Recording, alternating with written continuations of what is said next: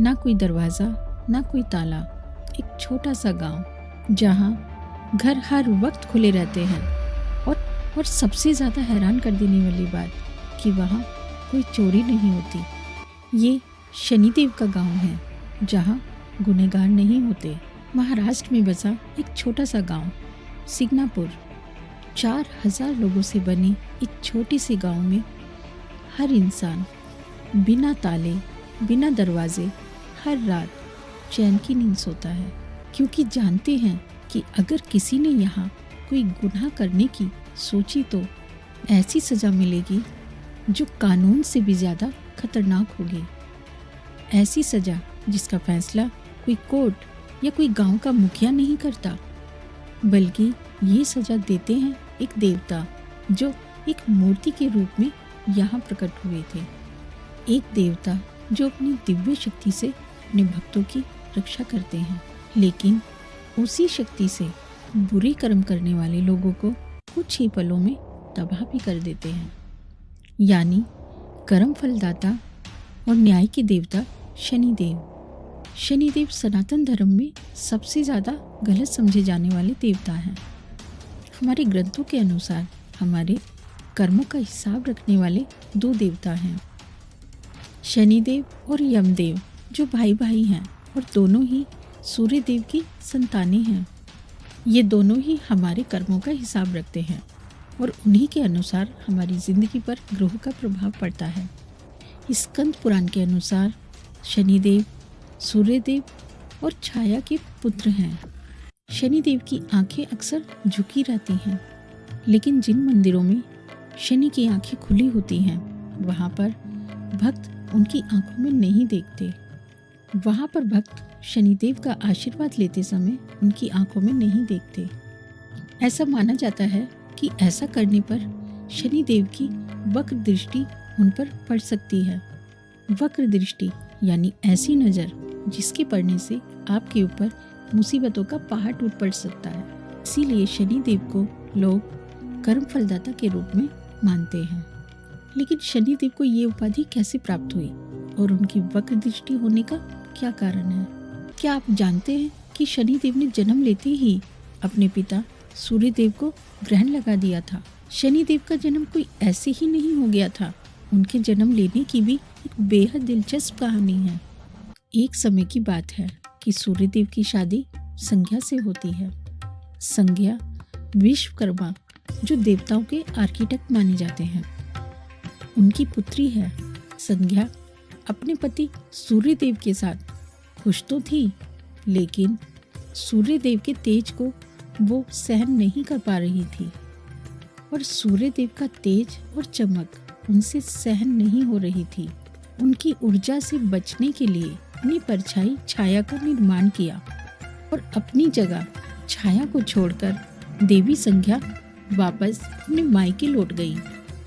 छाया बिल्कुल संज्ञा जैसी ही दिखती थी, इसीलिए सूर्यदेव भी फर्क नहीं कर पाए और इसीलिए उनके पेट में पल रही बच्ची को दिव्य शक्ति प्राप्त हुई।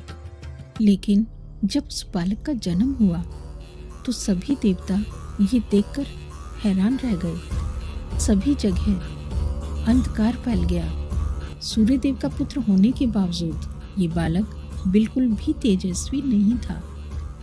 उसका रंग रूप देख सूर्यदेव क्रोधित हो गए और अपनी पत्नी छाया के चरित्र पर ही उन्होंने सवाल उठा दिया।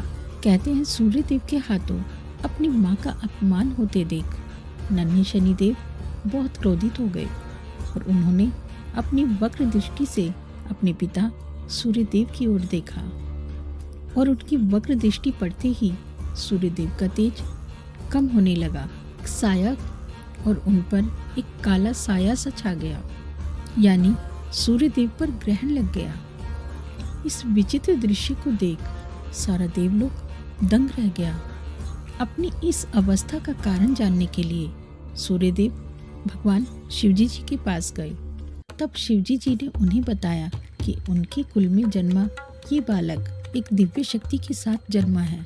वो किसी भी बुरे विचार और बुरे कर्म वाले व्यक्ति पर अपनी वक्र दृष्टि डालकर उसके कर्मों का फल दे सकता है। शनिदेव की इसी शक्ति के कारण उन्हें अक्सर कर्म फलदाता देवता के रूप में जाना जाता है। सूर्यदेव ने उनकी इस भूमिका को पहचाना और उन्हें स्वीकार किया। शनिदेव बचपन से ही न्याय के लिए बेहद सटीक थे और उनकी इसी न्यायप्रियता के कारण सूर्यदेव ने उन्हें शनि ग्रह का देवता बना दिया और ये पद मिलने के बाद उन्हें किसी व्यक्ति को उसके कर्म के अनुसार इनाम या दंड देने की शक्ति हासिल हुई। एक बार हनुमान जी श्री राम की भक्ति में लीन थे। तभी वहां शनिदेव पहुंचते हैं और हनुमान जी से कहते हैं कि वो अब हनुमान जी के शरीर के ऊपर अपना प्रकोप डालना शुरू कर रहे हैं। तभी हनुमान जी कहते हैं कि मेरे शरीर पर तो भगवान श्री राम जी की कृपा है, इसलिए मुझे अपनी भक्ति करने दीजिए। तभी शनिदेव हनुमान जी के सर के ऊपर बैठ जाते हैं। तभी हनुमान जी के सर में बहुत तेज खुजली होने लगती है। उसको दूर करने के लिए हनुमान जी एक भारी सी चट्टान अपने सर पर रख लेते हैं। उस चट्टान का भार सीधा शनिदेव के ऊपर आता है। शनिदेव हनुमान जी से उसे हटाने के लिए कहते हैं।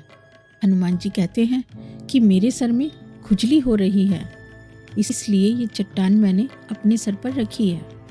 ऐसा कहते ही एक और चट्टान उठाकर अपने सर पर रख लेते हैं। तो शनिदेव से रहा नहीं जा रहा था और उन्होंने हाथ जोड़कर हनुमान जी से अपनी रक्षा करने के लिए कहते हैं और वो कभी दोबारा उन्हें तंग नहीं करेंगे। तब हनुमान जी कहते हैं, सिर्फ मुझे ही नहीं बल्कि जो भी भगवान श्री राम की भक्ति करेगा उन भक्तों को भी आप कभी तंग नहीं करेंगे। तब से मंदिरों में शनिदेव के साथ हनुमान जी को भी पूजा जाता है। लेकिन शनिदेव अपना प्रकोप इंसानों पर ही नहीं बल्कि राक्षसों पर भी डालते हैं। कहा जाता है कि उन्हीं के प्रकोप के कारण रावण की सोने की लंका भी जलकर भस्म हो गई थी। ये कहानी तब की है जब रावण अपनी शक्ति के नशे में चूर और सत्ता के लालच में सभी 9 ग्रहों को बंदी बना लिया था। इस कहानी में हमें ज्योतिष शास्त्र का एक महत्वपूर्ण हिस्सा देखने को मिलता है। वह चाहता था कि जब उसके पुत्र मेघनाद का जन्म हो सभी नवग्रह अपनी अच्छी पोजीशन में हो की कुंडली, ताकि उसकी कुंडली अच्छी और सबसे शक्तिशाली बन पाए, वो दुनिया का सबसे शक्तिशाली और अमर राजा बन जाए। और यही सब सोचकर उसने सभी ग्रहों को उनकी उचित अवस्था में स्थापित कर दिया और शनिदेव को 11वें घर जो कि अच्छे भाग्य और शुभ कर्मों से जुड़ा हुआ है वहां पर खड़ा कर दिया। फिर रावण इसमें सफल हो जाता तो मेघनाद अमर हो जाता। लेकिन कर्म के देवता शनिदेव ऐसा होने नहीं दे सकते थे। इसीलिए जैसे ही मेघनाद का जन्म होने वाला था तो शनिदेव ने अपना एक पैर आगे बढ़ा दिया, जो नुकसान और बुरी भाग्य को दर्शाता था। जब रावण को इस बात का आभास हुआ कि शनिदेव के एक कदम के कारण उनका पुत्र सर्वशक्तिशाली बनने से रह गया तो उसको बहुत क्रोध आया और उसी अवस्था में उसने शनिदेव के पैर पर वार कर दिया। शनिदेव के पैर को तोड़ दिया और क्रोध में उसने शनिदेव को उठाया और अपने राज सिंहासन के नीचे जोर से दे पटका और कहा कि तुम सब पर अपनी वक्र दृष्टि डालते हो। अब से तुम यहाँ मेरे पैरों में अपनी दृष्टि झुकाए पड़े रहो कि अब तुम किसी पर भी अपनी वक्र दृष्टि नहीं डाल पाओगे। लेकिन रावण इस बात से अनजान था कि शनिदेव की दृष्टि तो उस पर पड़ चुकी है।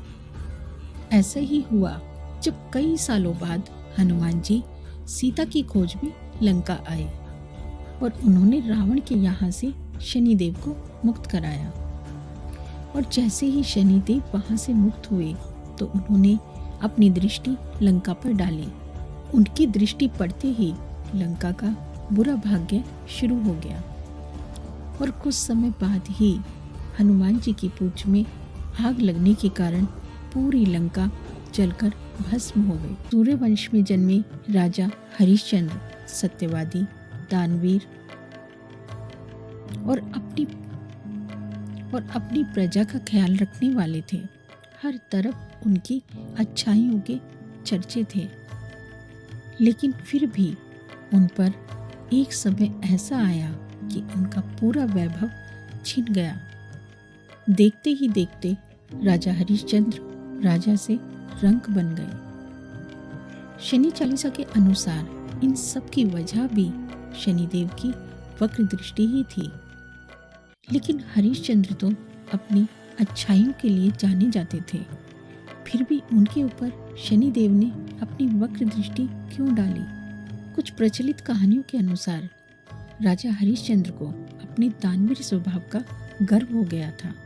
उनके मन में कहीं न कहीं अहंकार की भावना जाग गई थी, जिसकी वजह से शनिदेव की वक्र दृष्टि उन पर पड़ गई। उन्होंने अपना सब कुछ गंवा दिया। लोगों की लोभ और ईर्ष्या जैसी भावनाएं भी बुरे कर्मों में शामिल हो जाती हैं। फिर इन्हीं बुरे कर्मों का हिसाब कर उसकी सजा देने का काम शनिदेव करते हैं और अक्सर शनिदेव के इस प्रभाव को ही एस्ट्रोलॉजी में शनि साढ़ेसाती या शनि की महादशा के नाम से जाना जाता है। शनिदेव का एस्ट्रोलॉजी में खास महत्व है, क्योंकि देवता होने के साथ साथ शनिदेव नवग्रहों का एक हिस्सा भी है। साढ़ेसाती में शनि ग्रह एक इंसान की चंद्र राशि से गुजर रहा होता है। माना जाता है कि इस समय इंसान को कई मुश्किलों का सामना करना पड़ता है। साढ़ेसाती को अक्सर शनिदेव के नेगेटिव इफेक्ट से जाना जाता है। वहीं शनि महादशा इससे थोड़ी अलग है। अगर ऐसा आप बोलते हैं कि आपकी तो 19 साल की शनि की महादशा है, इसका मतलब है 19 साल you will be going through anxiety. In case आपका शनि राइटली प्लेस नहीं है और you will be going through anxiety, आपके काम स्लो हो जाएंगे because Shani is very slow planet. So basically ये मेरा कर्म ही है कि अगले 19 साल मेरे को ये कर्म भोगने हैं। सो फिर उस चीज़ को बताने के लिए ये भाषा क्या है कि आपका 19 साल शनि भारी है। वही 19 साल तक चलने वाली शनि महादशा शनिदेव के नेगेटिव और पॉजिटिव दोनों ही इफेक्ट को रिप्रेजेंट करती है। A positive Shani means they will be very hardworking. Negative Shani means they will be extremely lazy. Okay. Lazy, indolent, हाँ आज करते हैं, कल करते हैं, परसों करते हैं, ऐसे types. Okay. And the more lazy you become, the more your Shani is going to cause you trouble. वही शनि चालीसा में कहा गया है कि चाहे पांडवों का वनवास हो या रावण का अंत, सभी शनिदेव की वक्र दृष्टि का ही परिणाम था। यहाँ तक कि भगवान शिव भी इससे बच नहीं पाए थे। लेकिन दुनिया में कुछ ऐसे लोग भी हैं जो शनिदेव की इस वक्र दृष्टि से पूरी तरीके से सुरक्षित हैं, और उसका कारण है एक श्राप। एक बार पृथ्वी पर वृत्तासुर नाम के राक्षस का कहर बहुत बढ़ गया था। उसे हराने के लिए महान तपस्वी ऋषि दधीचि ने अपने शरीर का त्याग कर दिया और उनकी हड्डियों से इंद्र ने वज्र बनवाया, और जिसके प्रहार से वृत्तासुर राक्षस का अंत हुआ। उस समय पश्चात ऋषि दधीचि की पत्नी ने उनके पुत्र को जन्म दिया, जिसका नाम विप्लद था। विप्लाद मुनि को शिवांश यानी शिवजी जी का धरती पर लिया गया सबसे पहला रूप माना जाता है। माना जाता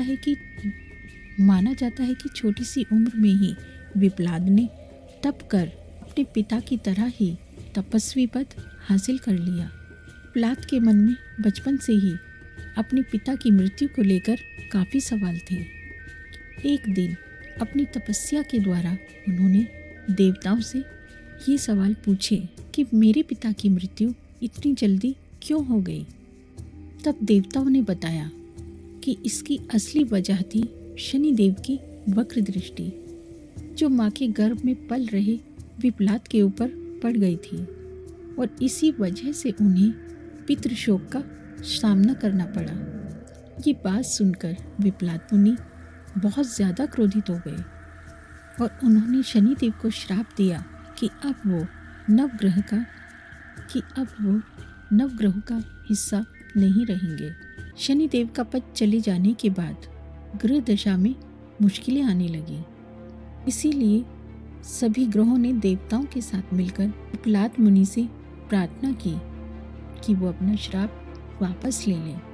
ग्रहों की बुरी दशा देखने के बाद विप्लात मुनि ने अपना श्राप वापस ले लिया। लेकिन इससे पहले विप्लात मुनि ने शनिदेव से ये वचन ले लिया कि वो कभी भी 16 साल से कम उम्र के बच्चों पर अपनी वक्र दृष्टि नहीं डालेंगे और शनिदेव ने उनकी बात मान ली। कहा जाता है कि इसीलिए छोटे बच्चों पर शनिदेव की महादशा का कोई बुरा असर नहीं होता। किसी भी बच्चे की कुंडली में शनि दोष लिखा होता है तो उसे विप्लात महादेव की पूजा करने की सलाह दी जाती है और शुरुआत से ही इस साल को कर्म फलदाता शनिदेव का साल कहा जा रहा है। शनिदेव का काम तो फल देना है। वो हम पर निर्भर करता है कि हम अच्छे कर्म करें या बुरे।